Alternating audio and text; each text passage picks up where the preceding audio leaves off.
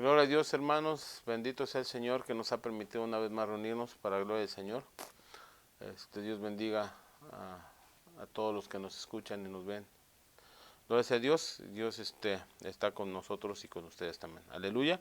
Leamos Juan 14, 6, 14, 17 y 15, 26. Lo leemos juntos para la gloria de Dios Padre, Dios Hijo y Dios Espíritu Santo. Alabado sea Dios. Dice la bendita y santa palabra de Dios. Jesús le dijo: yo soy el camino y la verdad y la vida. Nadie viene al Padre sino por mí. El 17. El Espíritu de verdad, el cual el mundo no puede recibir porque no le ve ni le conoce. Pero vosotros le conocéis porque mora con vosotros y estará en vosotros. Y el 15:26 dice así: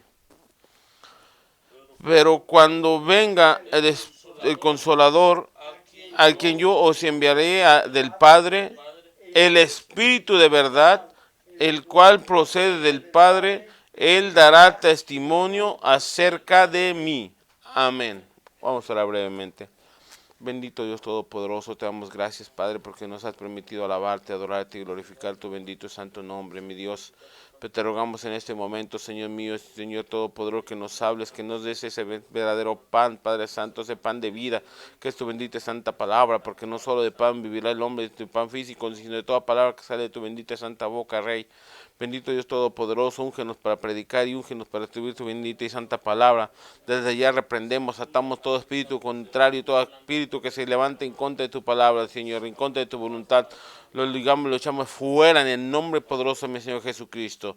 Recibe tú la gloria, Padre, porque solo tú eres digno de recibir la gloria, mi Dios Todopoderoso. En el majestuoso nombre de mi Señor Jesucristo. Amén. Pueden sentarse, hermanos. Gloria a Dios. Entonces, qué bonito dice, ¿eh? Dice que el Señor dice, cuando venga el Consolador,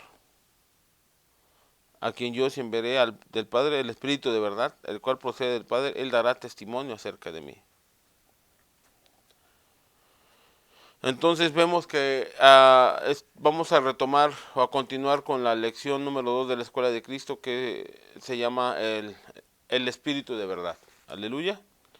Y es muy importante que recordar tantito lo que vimos la semana pasada, de cómo es pues que Dios nos habla a través de su palabra. Y esta es una regla muy simple, que si, como en el Antiguo Testamento, si la nube se movía cuando Dios sacó a su pueblo de Egipto, donde la nube se movía el pueblo de Israel. Aleluya. Entonces, así nosotros, es una regla bien simple.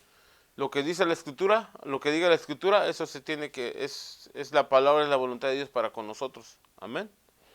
Entonces, pero también debemos de nosotros entender y comprender que el Espíritu Santo no vino solamente para que haga nuestros caprichos o nos conceda nuestros deseos de nuestro corazón.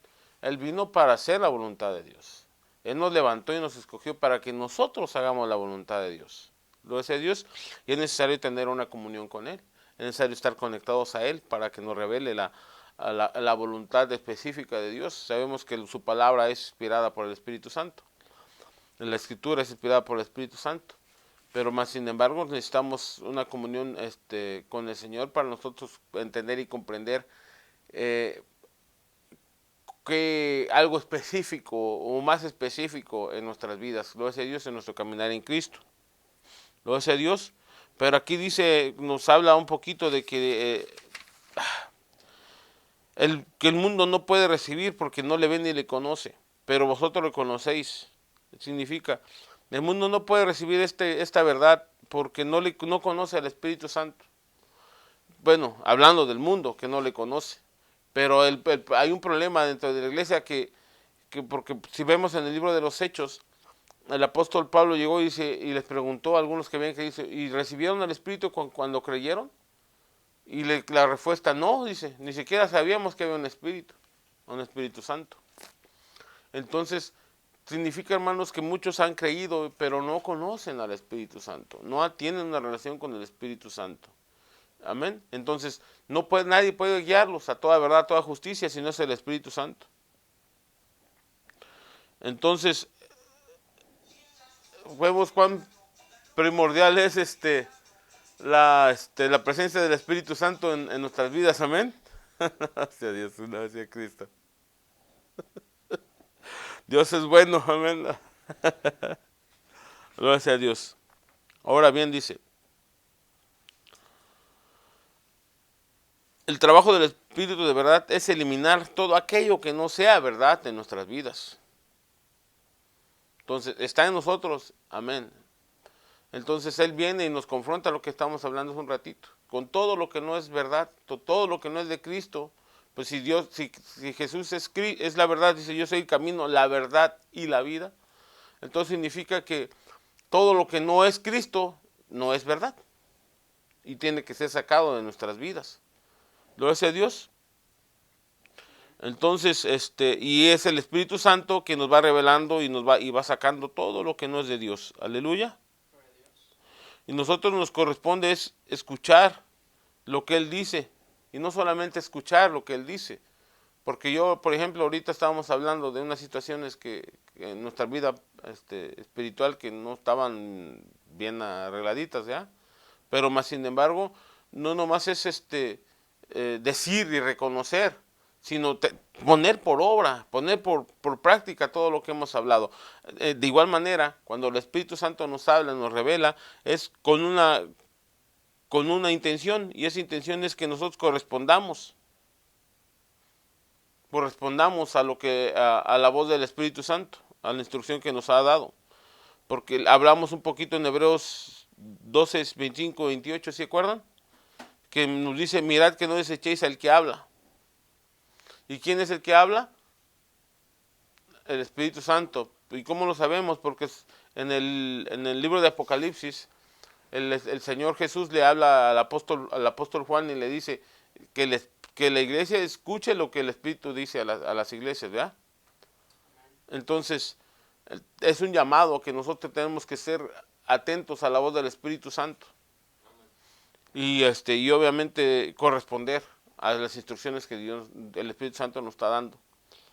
¿Cómo sabes que el Espíritu Santo te está hablando? Yo te voy a decir algo. Toda la palabra de Dios, todo aquello que te acerca más a Cristo, que te confronta con tu pecado, con tu vida, y te acerca más a Cristo, o intenten acercarte más a Cristo, es Dios hablándote, es Dios diciéndote, es el Espíritu de Dios revelando todo lo que no está bien en nuestras vidas. ¿Lo hace a Dios?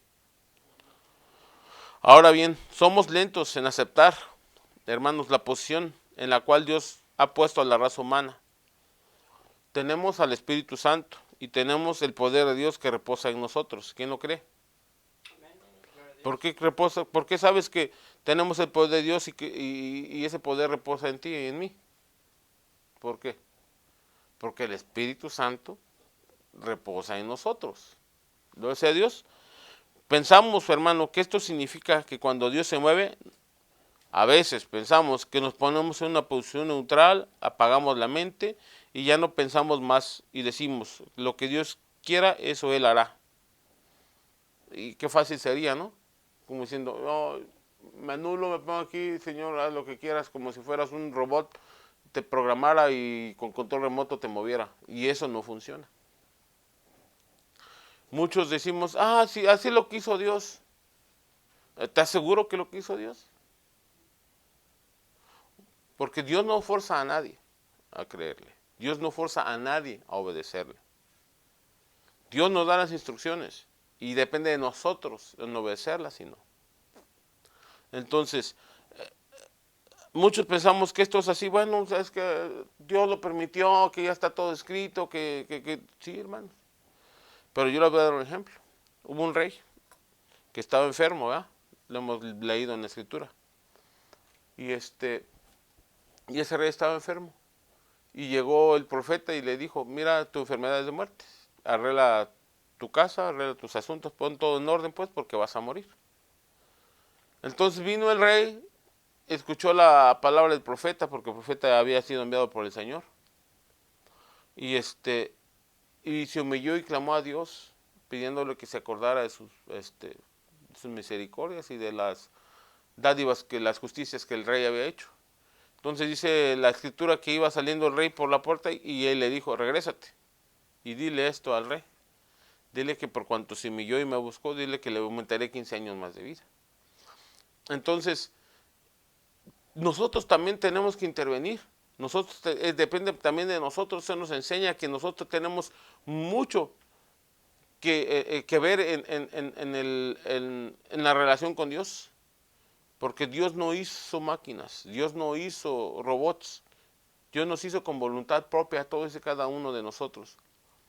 Y en el día posterior, cuando todo el juicio, cuando todos estemos delante de Él, que compareceremos todos delante de Él, muchos se excusarán, es que no creía, es que no sabía. No, sí sabías, es que sí, se te predicó, se te enseñó, ¿sí? Y tú decidiste cuál camino tomar, tú lo escogiste, ¿sí? Porque muchos le echan la culpa a Dios de las cosas malas. Si Dios existiera, ¿por qué pasa esto? Si Dios existiera, ¿por qué pasa aquello? ¿Por qué hacen aquello? Pero Dios no obliga a nadie a obedecer. Entonces, así es con la iglesia también. Dios no nos obliga a obedecer. Entonces, ¿qué tenemos que hacer? La culpa, en aquel día decir, mira, tú tenías la libertad de escoger entre el bien y el mal. No echemos la culpa al Señor. Entonces, en esta situación es lo mismo. Nosotros tenemos que marcar nuestras prioridades, cuáles son las correctas, qué es prioridad y darle énfasis a eso, y empezar a hacer las cosas. ¿Sí? ¿Qué es? Y yo te digo algo, hermano. Dios no es plato de segunda mesa. Dios es un Dios de primicias. ¿Sí? A Dios no le vamos a dar el rebusco. A Dios le vamos a dar las primicias. ¿Sí? Hasta se refleja, pues, en la ley de la cosecha. Los primeros frutos, ¿para quiénes eran? Los mejores, los primeros y los mejores frutos, ¿para quién eran? Para Dios. Como las primeras crías, los primogénitos, los mejores primogénitos, que no tuvieran defecto, ¿para quiénes eran? ¿Para quién eran? ¿A quién se los ofrendaban? A Dios. Entonces, Dios es un Dios que nos requiere de nosotros que le demos lo mejor. Lo primero y lo mejor para Él. Y el resto para los demás. Para nosotros y para los demás. Pero Dios es un Dios de primicias. ¿Lo dice Dios? Ese es el orden de Dios. Yo soy responsable de escuchar la voz de Dios. Yo soy responsable de escuchar lo que Él está diciendo. Y soy responsable de tratar a Dios como alguien que es digno de ser escuchado. Alguien que es digno de ser buscado. Él es un tesoro. ¿Qué pasa si tienes un tesoro, pero no lo buscas? ¿Cuándo va a ser tuyo ese tesoro? Hay un tesoro escondido, por ejemplo, hay un tesoro escondido aquí en el patio o aquí en la yarda atrás. ¿Qué tengo que hacer para que sea mío? Buscarlo.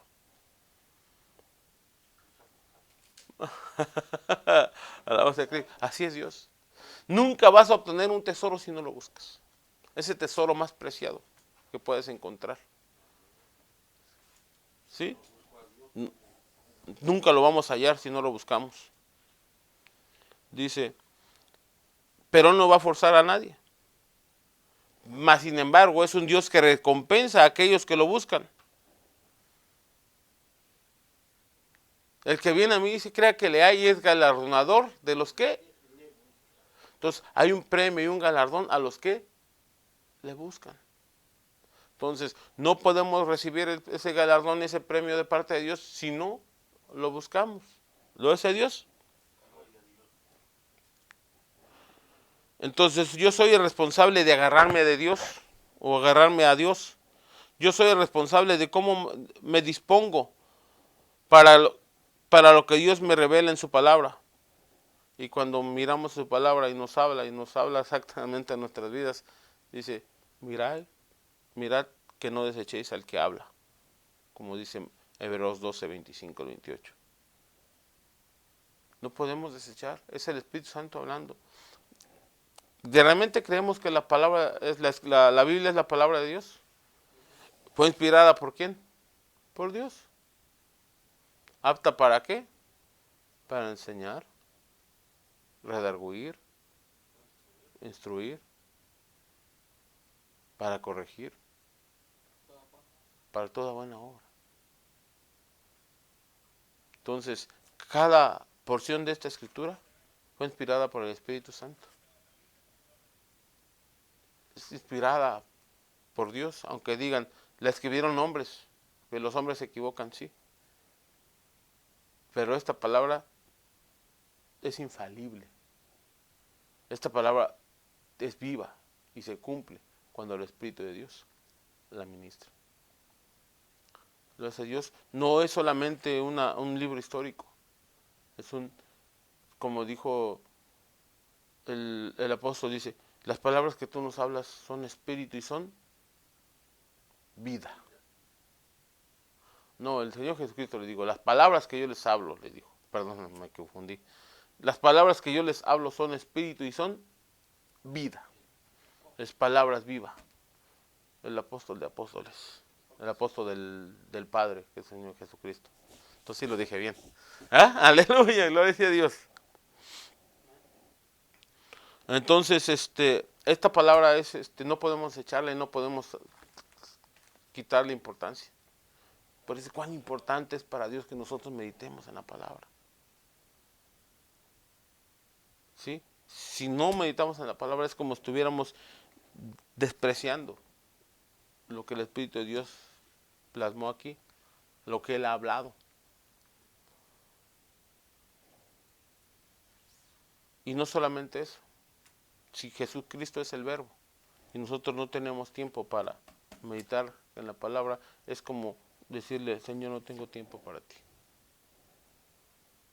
Sin palabras lo hacemos, con hechos se lo demostramos. Gloria a Dios. ¿Qué es lo que Dios dice? Este es mi Hijo amado en quien tengo complacencia. Quiero advertirte algo ahora. ¿Quién es ese Hijo? Jesucristo. Sé lo que Dios está diciendo a la iglesia de Jesucristo. Creo que Dios va a manifestar su poder antes del rapto en el planeta Tierra. ¿A través de quién? De una vasija llamada iglesia. Déjame hacerte esta declaración. Dice, Dios se va a manifestar a sí mismo a través de una vasija llamada iglesia. Creo igualmente que Dios va a mostrarle al mundo que Jesús es Señor y que Él no lo va a hacer a través de muchas artimañas u otras nuevas doctrinas, ni a través del poder de un movimiento moral. Dios lo va a hacer a través de los santos de Dios que caminan en santidad y pureza, quienes tienen posiciones de respeto en el templo de Dios por el Espíritu Santo y el señorío de Jesucristo. ¿Sí me estoy dando a entender? Dios no va a utilizar a famosos, no va a utilizar ninguna artimaña para a ver si hagamos esto para ver si resulta esto, o hagamos esto para ver si traemos aquellos. ¿No? Él se va a manifestar a sí mismo a través de la iglesia santificada, probada. ¿Sí? Gloria a Dios. Que caminan en santidad y pureza. Y tienen respeto en el templo de Dios por el Espíritu Santo y el señorío de Jesucristo. Él viene para ser Señor y no para ser nuestro amigote. Él no viene para que cumpla todos nuestros antojos. Él viene como el soberano, como el que todo lo sabe y todo lo conoce. Él viene en poder y con un plan de redención que fue originado en la mente de Dios antes de la fundación del mundo. ¿Qué les parece? No hay nada más grande ni digno que me pueda distraer de alcanzar ese plan. Tengo que someter mi actitud a diario, como está diciendo el hermano Greg hace ratito. Ya basta, ¿sí? Tengo que someterme al arrepentimiento constante y desarrollar una actitud de sumisión, caminar en perdón y caminar en fe. No es suficiente perdonar si alguien me hace algo malo, porque cuántos de nosotros guardamos rencor y quisiéramos que les cayera un rayo del cielo, ¿verdad? Que los consumiera. No, tenemos que levantarnos de nuestro lugar de oración y comenzar el día ya decidido a que si alguien me ofende, este ya está perdonado. Así de fácil. A veces en el freeway, ¿eh? En la carretera, ¿qué es lo que pasa? Te presionan, se meten, ¿y qué haces tú? Peleas con ellos, ¿verdad? Que Dios los bendiga mejor. Que se quieren meter, déjalo que se metan. Dios, vaya con Dios, vaya con Dios. Sí, de verdad, porque a veces uno se pone. O te hacen algo en el trabajo y ¿qué es lo que haces? ¿Sí? Quisieras arrancarle las plumas a los pollos. ¿Sí? O el hermano te molesta, algo, cualquier situación. Toda situación, cualquier situación que sea. El, el patrón es injusto contigo, todos te echan la culpa de lo malo. ¿Qué tienes que hacer tú al respecto? Tú te tienes que levantar de tu lugar de oración. Eso significa que ya pasas tiempo con Dios. Con un corazón dispuesto a que, aunque me ofendan, aunque sea injusto, yo ya los perdoné. Dios los bendiga a todos. ¿Lo hace Dios?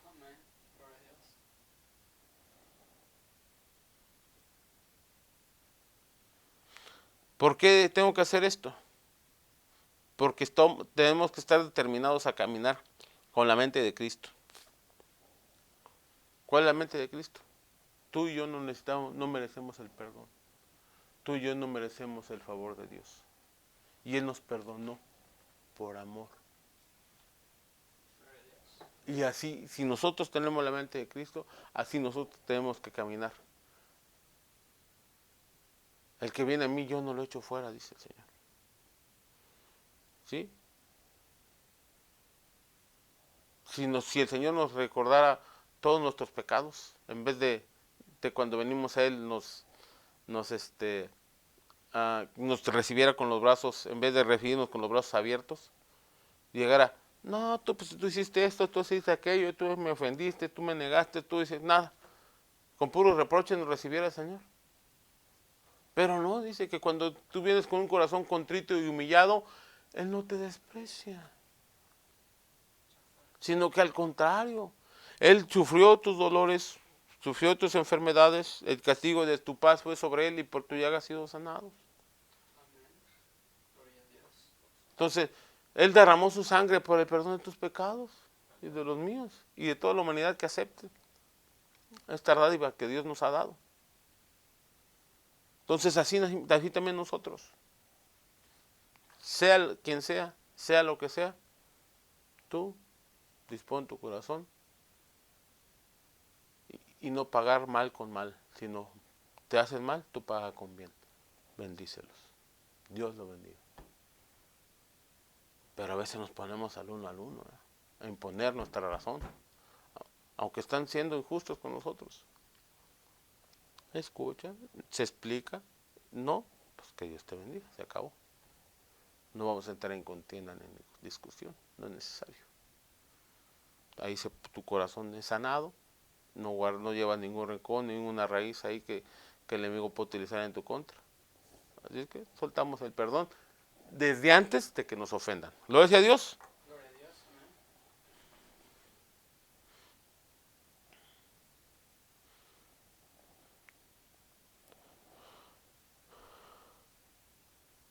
Tú y yo debemos estar bajo la enseñanza del Espíritu Santo en una manera constante y llegar al punto donde seamos perfectamente moldeables ante Dios, donde respondemos inmediatamente al Espíritu Santo: heme aquí, Señor, te haga tu voluntad.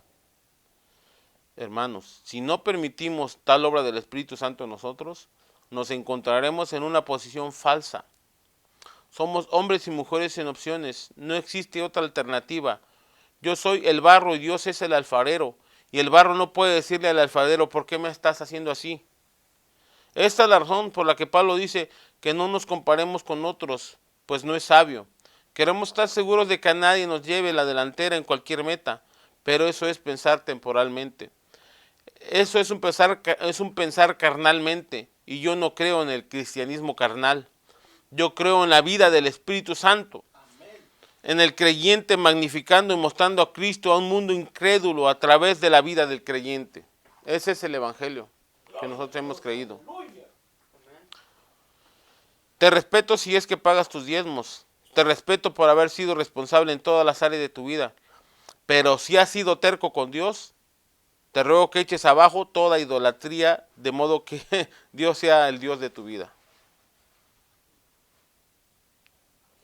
Te lo repito. Te respeto si pagas tus diezmos. Te respeto por haber sido responsable en todas las áreas de tu vida. Pero si has sido terco con Dios, te ruego que eches abajo toda idolatría, de modo que Dios sea el Dios de tu vida. Tú eres la razón por la que Él ha hecho todo lo que Él ha hecho. No le quites el gozo de seguir derramando sus bendiciones sobre ti. Esas bendiciones que no pueden ser contenidas. La terquedad no tiene lugar en la iglesia. Si Jesús aprendió obediencia mediante las cosas que Él padeció, yo creo que tú y yo podemos hacer lo mismo. ¿Sí me explico? ¿Me pueden entender? La segunda advertencia, hermanos, que traigo para ti está en 1 Timoteo 4:1.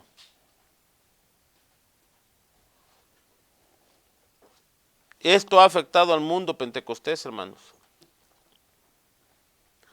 Y esto es una advertencia muy tremenda que tenemos que tener en cuenta.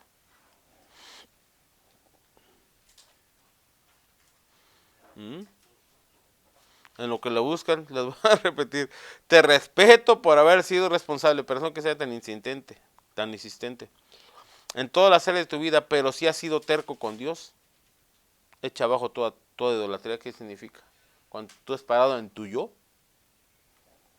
tú eres tu ídolo. Tu yo es tu ídolo. ¿Sí? Cuando tú quieres imponer tus razones, y Dios te dice esto es así, pero tú dices que no es así, tú eres tu Dios, tú eres tu ídolo. Lo que tú dices que se hace, no lo que Dios dice. Amén. Bueno, dice 1 Timoteo 4:1, y esto afecta al mundo pentecostés, hermanos, y a la iglesia. ¿Qué dice? Amén. 1 Timoteo 4:1. La palabra del Señor se lee así en el nombre del Padre, del Hijo y del Espíritu Santo. Pero el Espíritu dice claramente que en los posteros tiempos algunos apostatarán de la fe, escuchando a espíritus engañadores y a doctrinas de demonios. ¿Pero quién lo dice? El Espíritu Que el Espíritu. lo dice claramente. ¿Cuáles son los tiempos posteriores? Los que estamos viviendo, hermano. Muchos apostatarán de la fe, escuchando a espíritus engañadores y a doctrina de demonios. Hermanos, muchos quieren ver al demonio personificado, o al diablo con su colita y su trinche y sus cuernitos así rojitos, como lo dibujan en las revistas, ¿ya? No, hermano. El enemigo te habla a través de una persona. El enemigo te habla a la mente. Te habla al oído, te susurra al oído. Todas las cosas que están en contra de la voluntad de Dios es el enemigo hablando.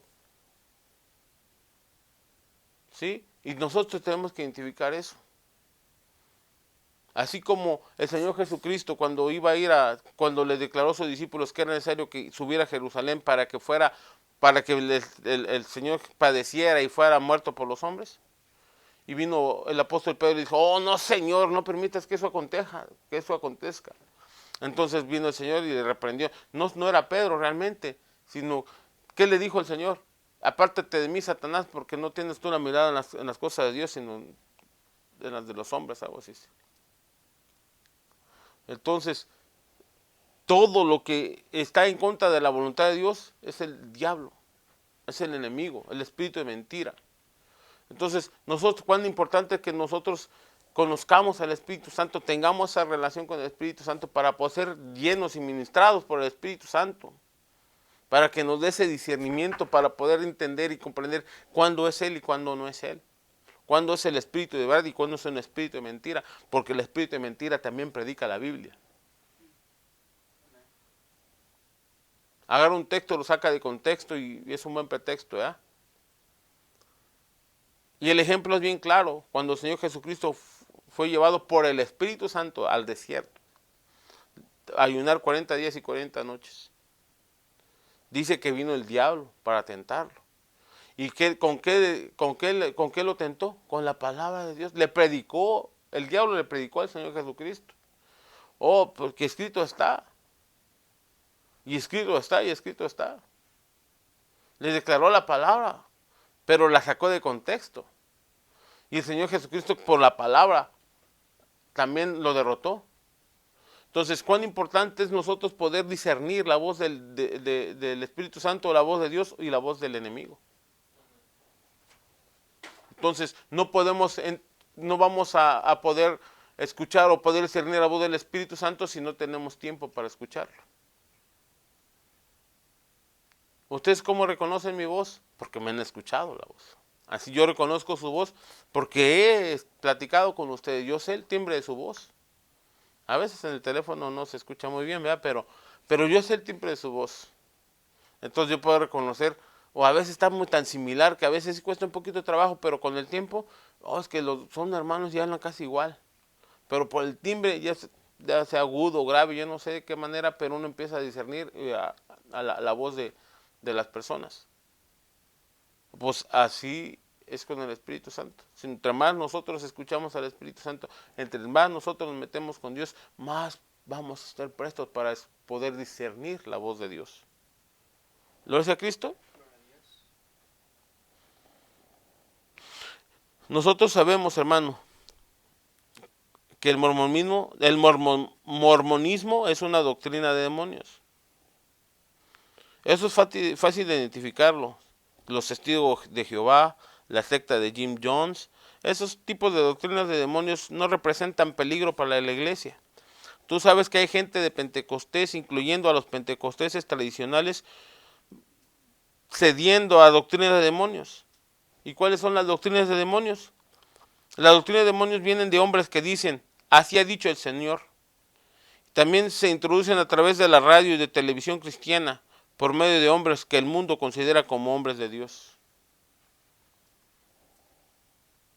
¿Qué es una doctrina de demonios?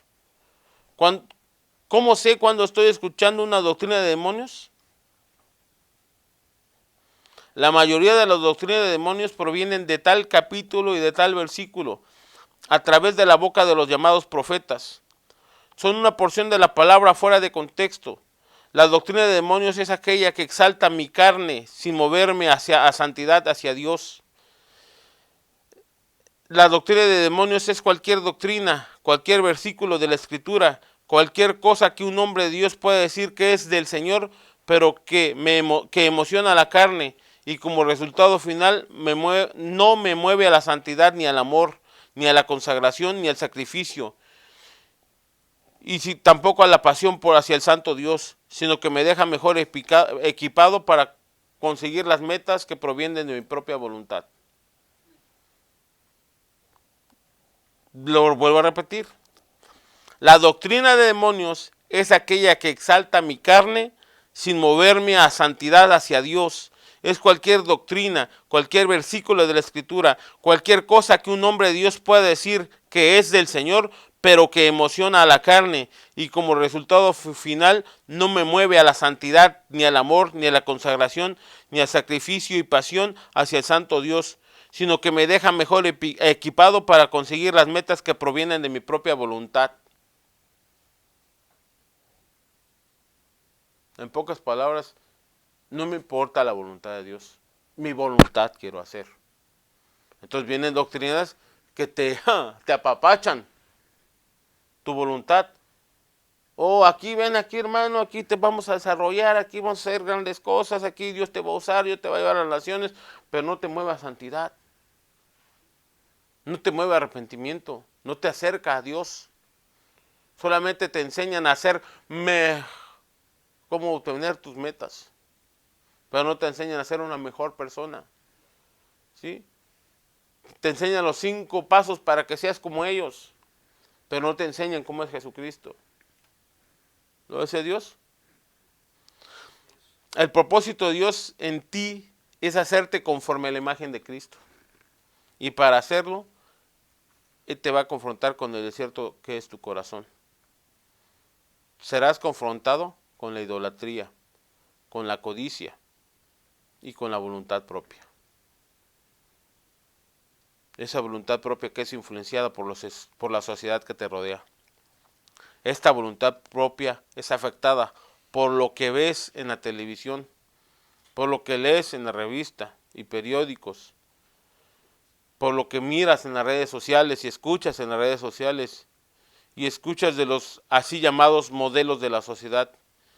Tienes que tratar con esta voluntad propia que se exalta a sí misma en contra de Dios.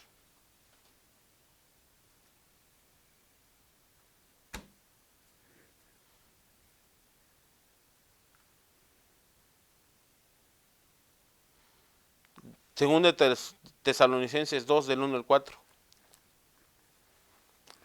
La leemos juntos.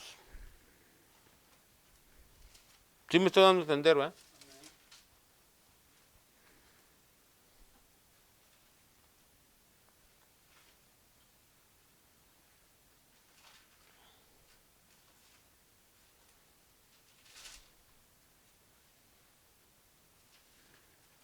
Aquí hay dos, quiero que le pongan énfasis en dos porciones ahí en el primero que vamos a leer.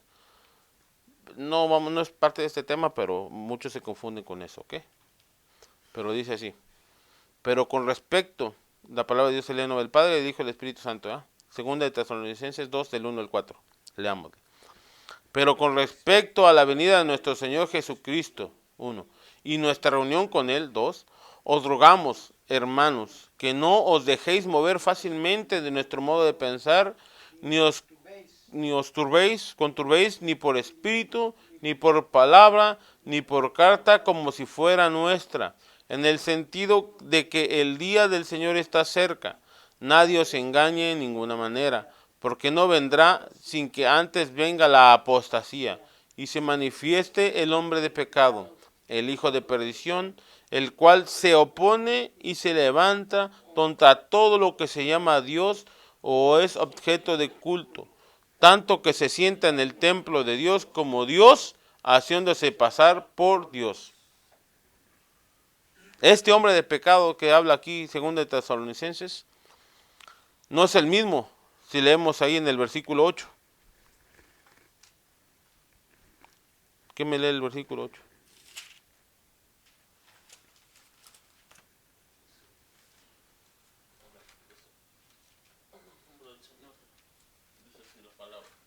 Entonces se manifestará en aquel inicuo a quien el Señor matará con el espíritu de su boca y destruirá con el resplandor de su venida. Amén. ¿De quién está hablando ahí? Del anticristo, de aquel que se va a personificar, que va a tomar un cuerpo, bueno, que va a engañar a las naciones y en medio de la gran tribulación. Aquí está hablando exactamente, no es el mismo hombre, pues. Este versículo y en el versículo 3 está en letras minúsculas. ¿Sí lo podemos ver? En el verso 3 está en letras minúsculas. Dios va a revelar a este hombre de pecado a los hombres, aquel que se exalta a sí mismo por encima de Dios, despoja a Cristo del trono y se sienta en el trono de mi corazón. Está hablando de nosotros. ¿Sí? El versículo 8 es otro hombre, pero Dios aquí en el versículo 3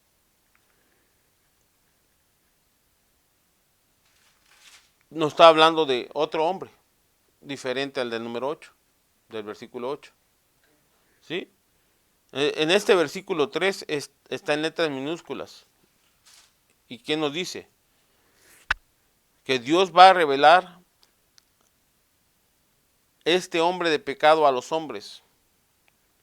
Aquel que se exalta a sí mismo por encima de Dios. Que despoja a Cristo del trono y se sienta en el trono de mi corazón. Está hablando de mí. Está hablando del yo. ¿Sí? Aquel que quiere recibir la gloria, aquel que quiere autoexaltarse. Está hablando del yo.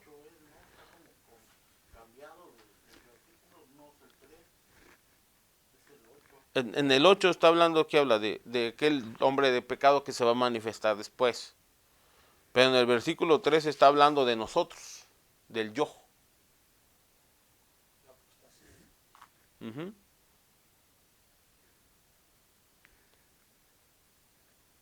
¿Lo decía Cristo? ¿Sí me estoy dando a entender? El 3 habla del yo, del que quiere poner su voluntad, que despoja al Señor de su trono, de nuestro corazón. ¿Sí? Entonces, ¿quién es aquel que ocupa? ¿Quién debe estar sentado en el trono de nuestros corazones? Jesucristo, amén, Dios.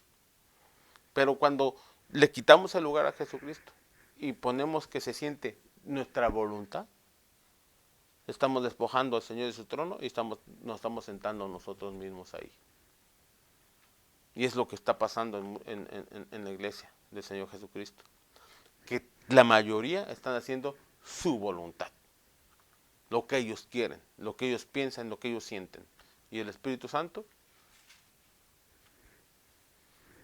¿Y el Espíritu de verdad? Le está tocando. Estoy a la puerta y llamo. Déjame entrar. No. Y no lo aceptan. ¿Por qué? Porque Él va a venir a arreglar las cosas. ¿Sí me estoy dando a entender, eh?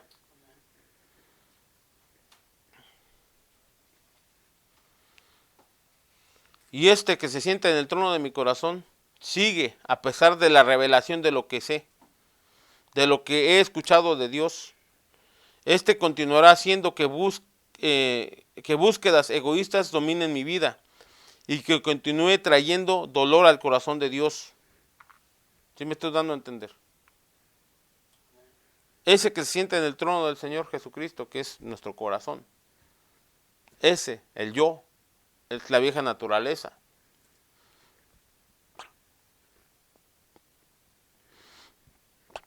Que está sentado en el trono de nuestros corazones y sigue. A pesar de que Dios nos esté hablando, a pesar de que estés escuchando a Dios, a pesar de que hayas y reconocido que Dios está diciendo esto, mira, esto es así, así, así, pero a pesar de esto, te sientes en tu yo. ¿Sabes qué pasa con eso? ¿Sabes qué me viene a la mente? Cuando Dios, a través de la bendita santa palabra, nos dice, por ejemplo, Apocalipsis 2. Déjenle leer. Híjoles. Perdón, pero es que tengo mis deditos así medios buenos. ¿Qué dice? Se lo voy a leer, por favor, pongan atención. Apocalipsis 2 dice: escribe al ángel de la iglesia en Éfeso, el que tiene las 7 estrellas a su diestra, el que anda en medio de los 7 candeleros de oro. Dice esto. ¿Quién dice?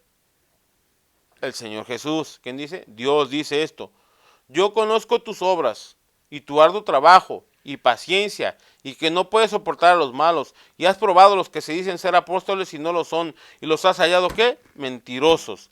Y has sufrido, y has tenido paciencia, y has trabajado arduamente por amor de mi nombre, y no has desmayado. Pero yo tengo contra ti que has dejado tu primer amor. Recuerda, por tanto, por tanto, perdón, de dónde has caído, y arrepiéntete y haz las primeras obras, pues si no vendré pronto a ti y quitaré tu candelero de su lugar si no te hubieras arrepentido. Tú dices, bueno, primeramente tiene todas esas obras buenas. Pero Dios le dice, mira, pero vuélvete a tu primer amor. Mira dónde has caído y arrepiéntete, porque si no, quitaré tu candelero de su lugar, si no te hubieras arrepentido. Entonces, una persona que está en su yo va a decir, estoy haciendo la gran comisión. Estoy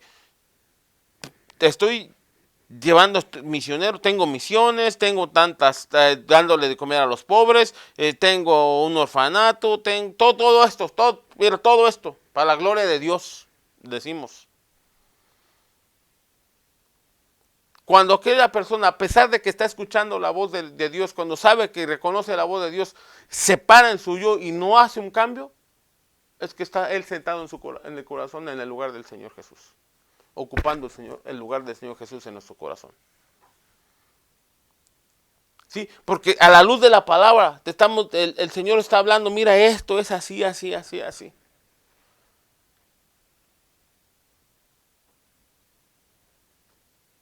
¿Saben qué es lo que pasa?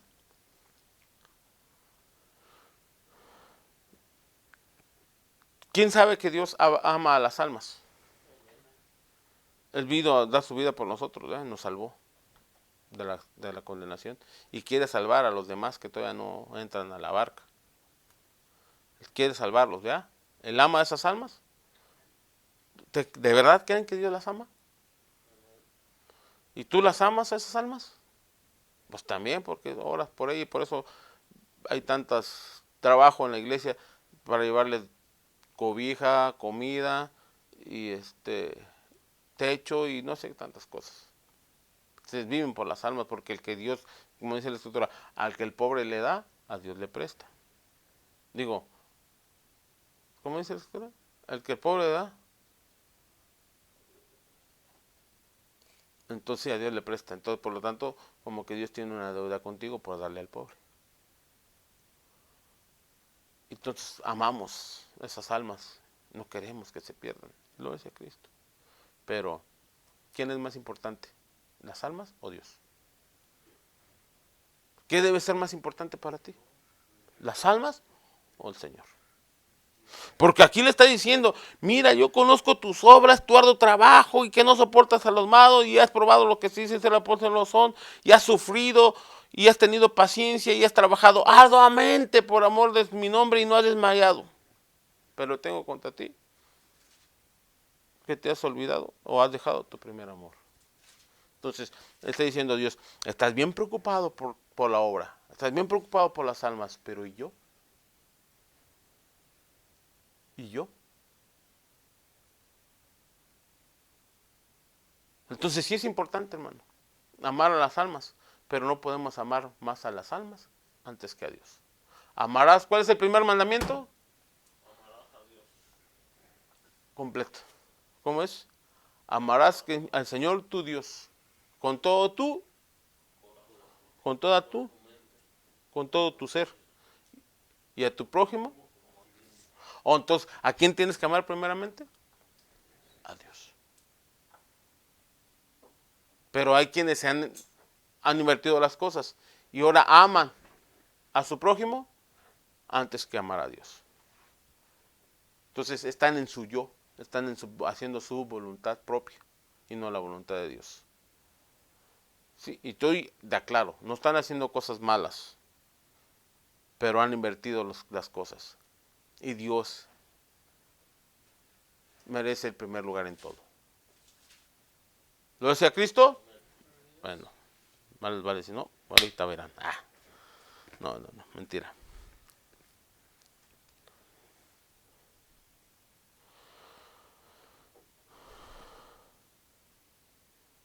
¿Cuál es la advertencia que nos hace aquí el Señor?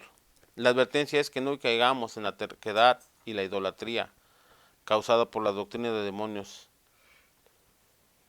las cuales exaltan a la carne que está fijada en metas temporales, Hemos puesto nuestra confianza en ellas y no nos arrodillamos en sumisión y humildad ante la voluntad revelada de Dios.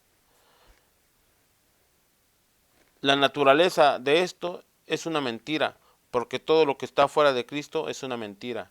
Por lo tanto, todo lo que permitamos en nosotros que no sea Cristo es una mentira. Él dijo, yo soy el camino, la verdad. Entonces todo lo que no es de Cristo o todo lo que no está en Cristo es una mentira. ¿Lo hace Cristo? Los hombres tratan de construir el mundo sobre una base falsa, pero esto no está permitido en la iglesia.